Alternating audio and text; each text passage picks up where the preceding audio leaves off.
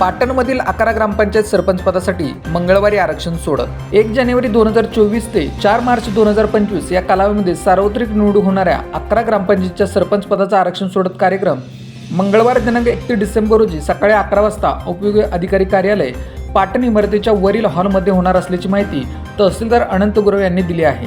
या ग्रामपंचायतीमध्ये येरफळे, लुगडेवाडी, विहे, नहिंबे, चिरंबे, मेंढ, खराडवाडी, नाणेगाव खुर्द, चाफळ, बांधवट, पाबळवाडी, डाकेवाडी, काळगाव या ग्रामपंचायतीचा समावेश आहे। सार्वत्रिक निवडणूक होणाऱ्या 11 ग्रामपंचायत सरपंच पदाचे आरक्षण सोडत मागील वर्षी काढण्यात आले होते, परंतु या आरक्षणामध्ये बदल होत असल्याने सरपंच पदाचे आरक्षण सोडत 31 डिसेंबर रोजी सकाळी 11 वाजता निश्चित करण्यात आले आहे। दरम्यान पाटण तालुक्यातील सर्व माजी जिल्हा परिषद सदस्य, सर्व माजी पंचायत समिती सदस्य, सरपंच व ग्रामपंचायत सदस्यांनी यावेळी उपस्थित राहावे असे आवाहन करण्यात आले आहे। अशाच बातम्यांसाठी पॉलिटिक्स साताराच्या सर्व सोशल मीडिया प्लॅटफॉर्मला फॉलो करा।